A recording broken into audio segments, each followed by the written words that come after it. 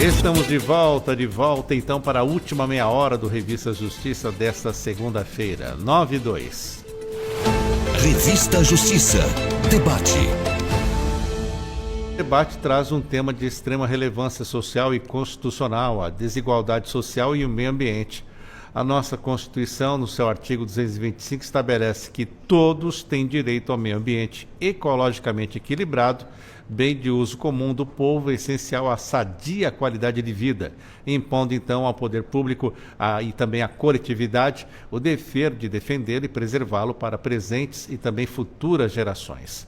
As desigualdades sociais fazem com que os impactos ambientais recaiam com mais força justamente sobre os grupos mais vulneráveis. E no debate de hoje, vamos entender então de que maneira a Constituição pode ser um instrumento de transformação para reduzir essas desigualdades sociais e garantir a justiça social e também ambiental, ou seja, desigualdade social versus meio ambiente.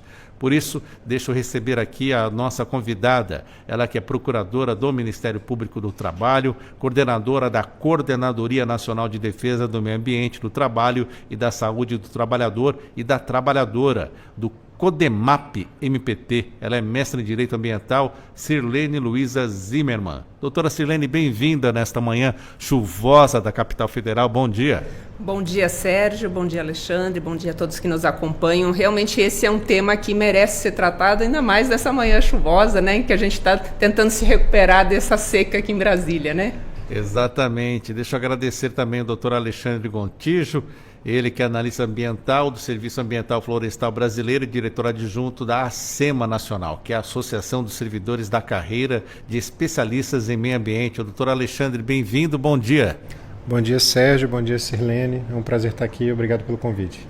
Doutora Sirlene, por onde podemos começar a trabalhar esta junção dos temas, né? Desigualdade social pelo meio ambiente. Qual é o ponto crucial para começarmos o nosso debate?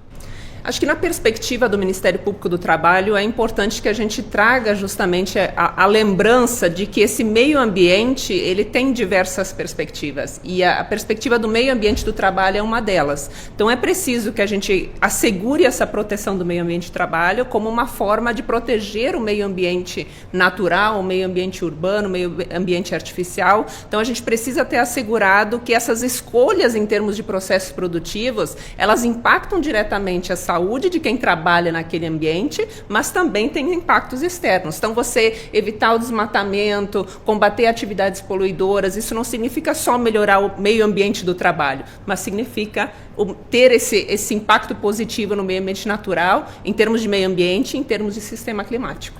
Porque nós temos hoje a questão do desmatamento, mas por trás do desmatamento existe mão de obra também.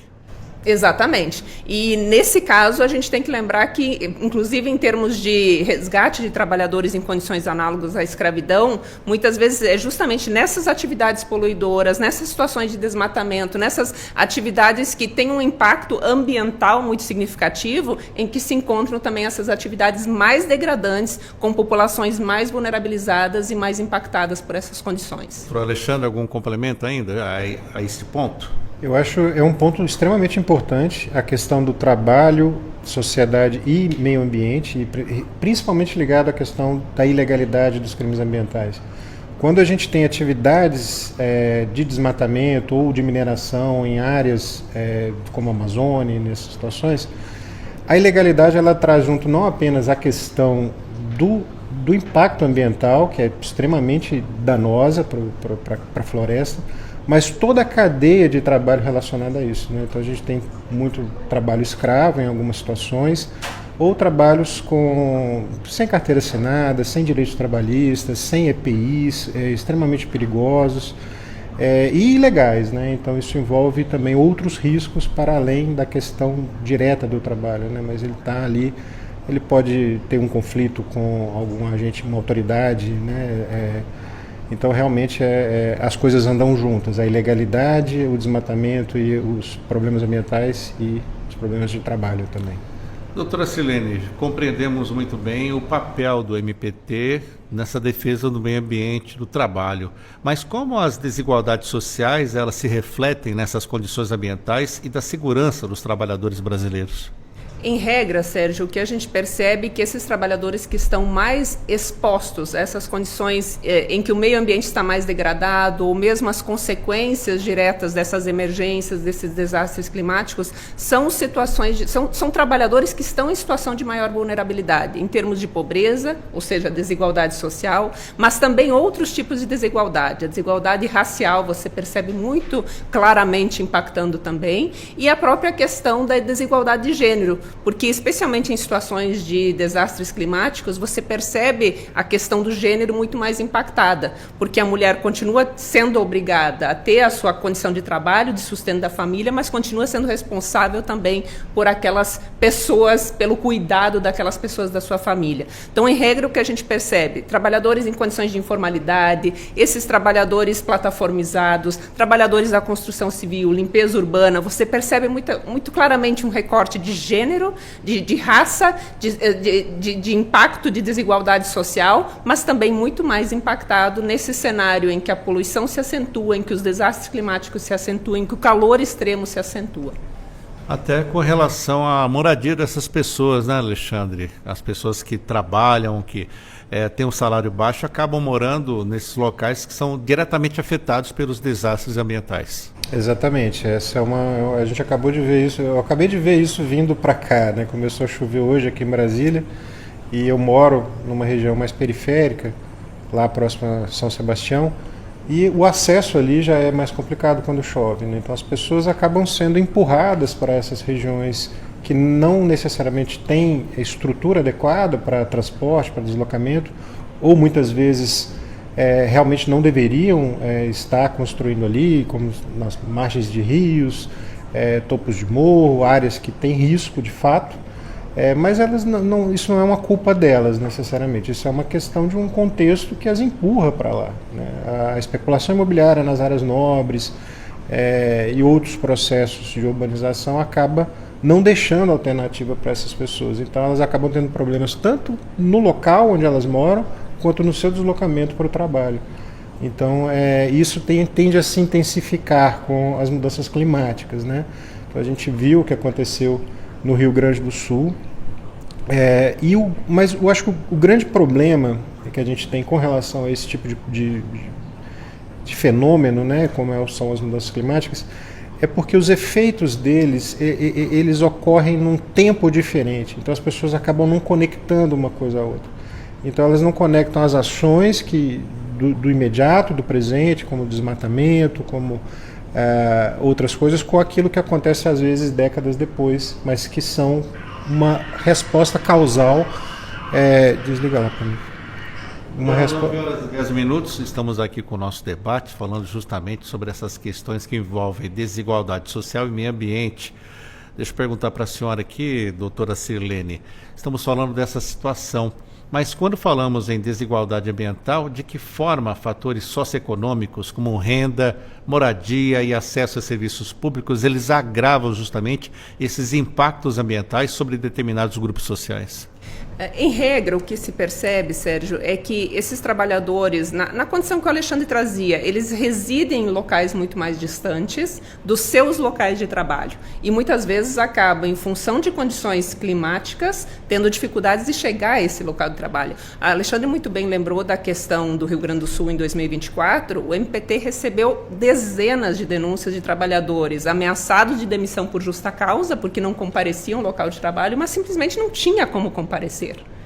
Então, são cenários em que o trabalhador que mora do lado da empresa não vai ser impactado, mas o trabalhador que mora numa região periférica, depende de 2, 3 transportes públicos, 2, 3 horas de deslocamento, não vai conseguir chegar numa situação como essa. Então, ele vai ter o seu direito ao trabalho prejudicado em situações tais. Mas a gente tem que lembrar que temos a questão do trabalho seguro e saudável, que precisa ser assegurado em condições como essas, mas o próprio direito ao trabalho, que muitas vezes acaba sendo prejudicado, porque às vezes você não consegue mais, essas populações mais vulneráveis não conseguem mais extrair daqueles locais ameaçados em função dessas mudanças climáticas o seu sustento, porque muitas vezes se tornam também locais inabitáveis. E aí a gente tem que pensar justamente em populações tradicionais, em populações ribeirinhas, que também precisam que vivem do extrativismo, pequenos agricultores, mas que têm também impactado o seu direito ao trabalho nesse cenário. E o que foi feito nessa situação desses trabalhadores que estavam sendo demitidos por justa causa? Nós tivemos que fazer 2 tipos de articulação, uma diretamente com relação às empresas, e aí também buscando esse coletivo de representação de empresas e determinados setores, mas também o poder público, no sentido de que o poder público disponibilizasse ferramentas eletrônicas para disponibilização de atestados de que não tinha como comparecer ao trabalho por impossibilidade decorrente de infraestrutura pública. Então, foi uma articulação realizada na época, mas que, infelizmente, a gente deveria estar mais preparado. Eu acho que isso também passa pela ideia de ter medidas de adaptação frente a esses cenários de emergências e desastres climáticos. Ficamos aqui imaginando que falta de sensibilidade das empresas também, né, doutora? Exatamente, exatamente. E a gente tem depois o cenário de retorno também, né? Quando esses trabalhadores efetivamente conseguem chegar ao local de trabalho, claro, as empresas muito impactadas também, muitas delas destruídas, né? O alagamento, o maquinário destruído. E aí você tem um cenário em que a primeira questão, em termos de saúde e segurança do trabalhador, se diria, vamos interromper a necessidade de prorrogar programas de gerenciamento de risco, de realizar exames médicos ocupacionais, mas na realidade esses trabalhadores estavam sendo alocados em atividades que sequer eram as suas atividades cotidianas e em riscos muito diferentes das suas atividades cotidianas. E muitas vezes sem um equipamento de proteção adequado, sem uma medida de proteção coletiva, um treinamento adequado. Então essa foi uma outra articulação necessária naquela época e pela dimensão, pela magnitude do problema, não havia como chamar cada uma das empresas ao Ministério Público. Então tudo tinha que ser feito de forma muito abrangente, sempre nesse intuito de chamar federações de empresas, ramos de atividade e tendo os municípios como parceiros nesse cenário.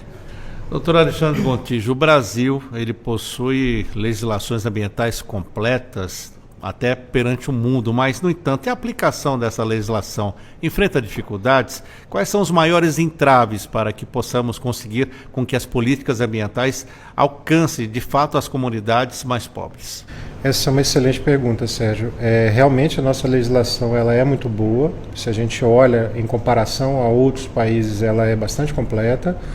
Porém, a gente tem que encarar o que é a realidade do Brasil, né? Nós temos um país com um território muito grande, com a maior floresta tropical do mundo, né? Então a gente tem uma boa parte do nosso território que é floresta e deve ser preservado, ao passo que os órgãos ambientais têm uma defasagem de servidores muito grande, tanto no nível municipal, estadual e federal. Então, não dá para fazer um trabalho que deveria ser feito. A gente não tem pessoal suficiente para estar presente nos locais de maior quantidade de problemas. Imagine o tamanho da Amazônia e os lugares de difícil acesso. Então, eu acho que o grande gargalo hoje é falta de pessoal, né? O pessoal que temos é um pessoal muito capacitado, são equipes excelentes de todos os órgãos, tanto CMBio, IBAMA e Serviço Florestal, porém a demanda é muito maior do que o pessoal consegue fazer. A gente tem aplicado também mais tecnologia e inteligência, isso é fundamental, isso é algo muito importante. Por exemplo, o trabalho que a gente tem feito desenvolvendo ferramentas de rastreamento de madeira, ferramentas tecnológicas científicas, para poder dizer com uma amostra de madeira da onde essa madeira veio, né? E a grande parte da fraude de desmatamento ilegal são madeiras que são transportadas como se fossem de um plano de manejo legal, mas na verdade são roubadas de uma unidade de conservação de uma terra indígena. Então a gente está tentando desenvolver ferramentas tecnológicas nesse sentido, mas muitas outras também ajudam, como as ferramentas de geoprocessamento para detecção de desmatamento, usando satélites e outras coisas. Mas também não adianta se não tiver pessoal tanto para fazer essas análises quanto para estar presente quando o problema for detectado. Então é fundamental que a gente compreenda que há essa demanda e que sejam feitos mais concursos para a área ambiental, para que a gente possa realmente fazer o trabalho de resguardar o meio ambiente para toda a sociedade brasileira. Doutora Sirlene, e esse trabalho pode ser conjunto, o Ministério Público do Trabalho e também as secretarias de meio ambiente? Como é feito isso? Existe alguma parceria?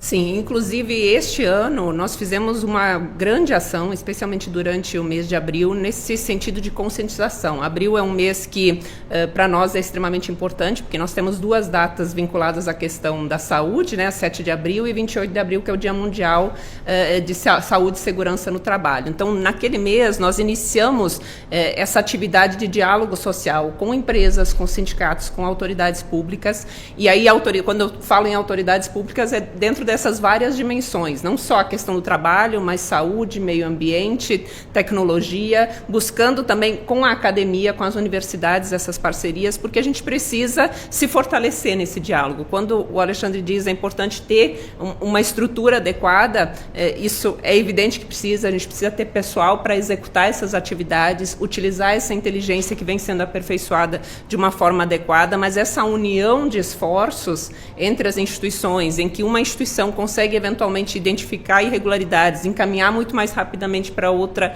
adotar ações adequadas, isso é extremamente relevante. E nós temos até um exemplo muito interessante de uma ação interinstitucional que o MPT tem participado, o IBAMA participa, que envolve as plataformas de petróleo. Nós temos hoje um cenário em que 6 instituições atuam, fazem as inspeções de forma conjunta, como uma verdadeira ação de Estado. Nós vamos às plataformas de petróleo enquanto Ministério Público do Trabalho, Ministério do Trabalho, IBAMA, Anvisa, a ANP, que é a Agência Nacional do Petróleo, e a Marinha do Brasil. Então, no momento que a gente consegue se reunir e consegue ter atuações abrangentes, a gente consegue trazer um resultado melhor em termos de entregas à sociedade, especialmente num país de dimensões continentais como o nosso. E qual a expectativa do senhor, doutor Alexandre? COP30 chegando, será que esse tema também vai ser debatido, esta conjunção de direito do trabalho, direito meioambiental, preservação e também a população mais pobre? Eu acho que, com certeza, no meu ponto de vista, não há como desvincular a questão ambiental da questão social e especialmente do trabalho, né?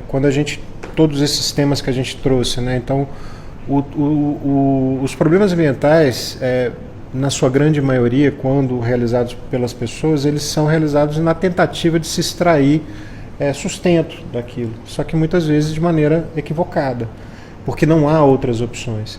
Então, proporcionar um contexto onde o trabalho seja alinhado a um meio ambiente sustentável é extremamente importante, né?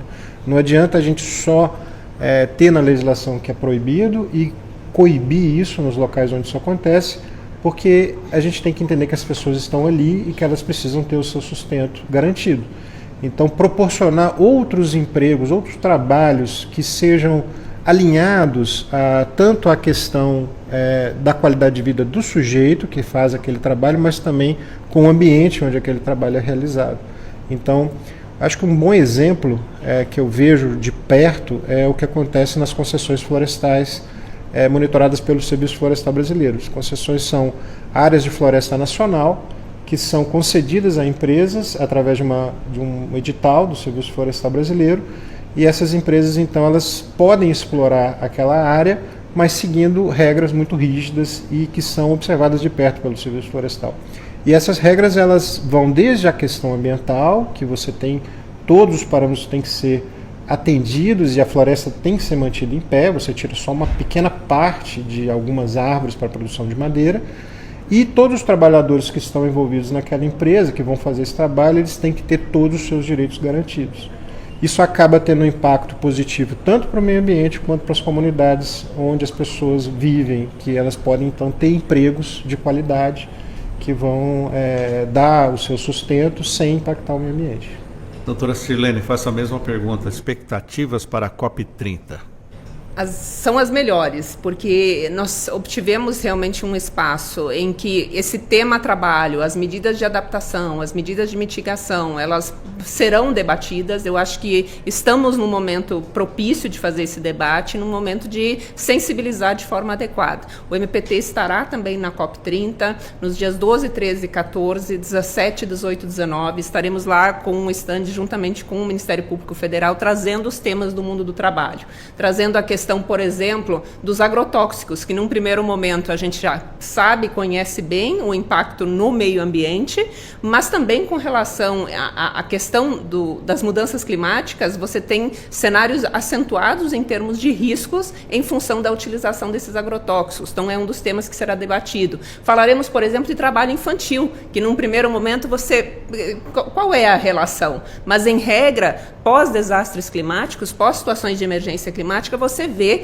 acentuada essa grande chaga social que é o trabalho infantil, que é o que a gente identificou, por exemplo, no Rio Grande do Sul, identifica em situações de secas extremas, como vimos ano passado na região norte do país. Então vamos trazer esses temas para o centro do debate, falar de mitigação também, medidas de mitigação, porque num primeiro momento parece que, mas isso é um outro cenário. Sim, mas no momento que você consegue ter atividades menos poluidoras, você vai ter também ambientes de trabalho muito mais saudáveis, muito mais seguros. Traremos esses temas lá e será muito importante ter a sociedade debatendo conosco. Daqui a pouquinho, a partir das 9h30, o STF realiza aqui, doutor Alexandre, o Seminário Internacional sobre a Justiça Climática e Sustentabilidade, transmissão pela rádio e pela TV Justiça. Qual é a importância, então, de um evento desse, em que vão se discutir o papel dos Supremos Tribunais na governança ambiental e até na proteção do clima? Olha, eu acho isso fundamental demais, realmente a importância é muito grande, especialmente num país como o Brasil, porque eu acho que é exatamente órgãos como o Ministério Público, como os órgãos do Judiciário é que fazem as denúncias e fazem as investigações, né? Então, eles têm que estar junto tanto com os órgãos ambientais quanto com os órgãos como Polícia Federal e outros que vão trabalhar diretamente nas pontas, né? Então, não adianta, isso é muito comum nos crimes ambientais, não adianta a gente ir lá, detectar o crime, tentar coibir localmente, mas juridicamente isso pode ser revertido muito facilmente se não for bem encaminhado. Então isso tem que estar muito amarrado junto, os órgãos têm que ter essa informação fluindo entre eles para que as coisas realmente aconteçam e o combate ao crime ambiental e esses problemas relacionados ao trabalho e à sociedade também possam ser resolvidos. E para a senhora, doutora Silene, qual é a importância, então, de discutir justamente esse papel dos Supremos Tribunais na governança ambiental e até na proteção do clima? Ter um espaço de debate como esse, você abre justamente a possibilidade desse diálogo socioambiental, né? Você trazer representantes da sociedade, poder encaminhar soluções conjuntas, não apenas como uma imposição, algo que o judiciário pensa, algo que o judiciário decide, porque essas são questões tão complexas que você precisa ter isso encaminhado de forma cooperativa, de forma dialogada, para que realmente quem precisa cumprir com essas obrigações, seja em termos de governo, seja em termos de coletividade, e aí a gente está falando de organizações, de empresas, exatamente como diz o artigo 225. É uma obrigação geral, a gente precisa ter essa obrigação publicamente sendo cumprida e no âmbito privado sendo cumprida. Então, no momento que a gente tem esse debate acontecendo de forma fortalecida, a gente pode ter essas entregas. E caminhar para o que a gente mais espera também nesse cenário de mudanças climáticas, é essa transição justa, não deixar ninguém para trás. Então, a gente quer tratar e corrigir essas atividades que são extremamente poluidoras, porque elas impactam o meio ambiente, mas não quer simplesmente uma transição para empregos verdes em que trabalhadores deixem de ter trabalho,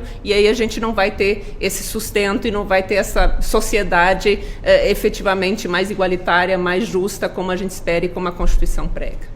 Infelizmente, nosso tempo hoje está esgotado, mas os nossos debates aqui na Rádio Justiça passaram para o novo horário, das 9 às 10 da manhã. Hoje falamos sobre desigualdade social e meio ambiente. Quero agradecer ao Alexandre Gontijo, analista ambiental do Serviço Ambiental Florestal Brasileiro e diretor adjunto da ASEMA, que é a Associação dos Servidores da Carreira de Especialistas em Meio Ambiente.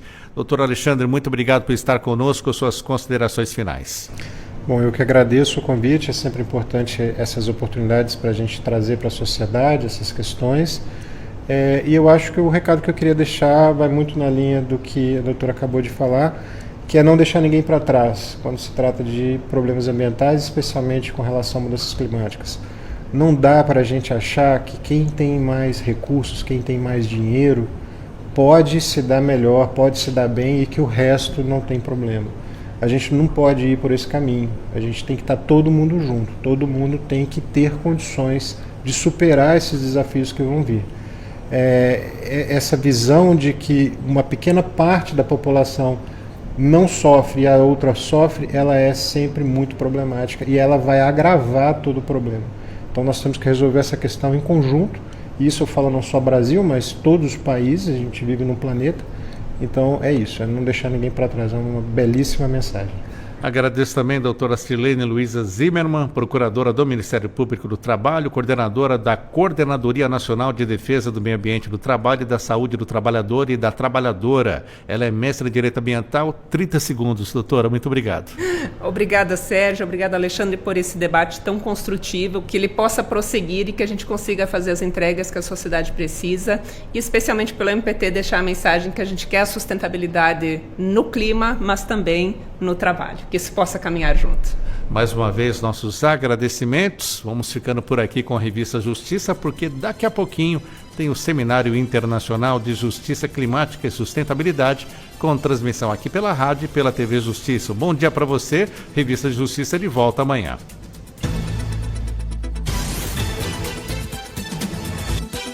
A Rádio Justiça apresentou Revista Justiça.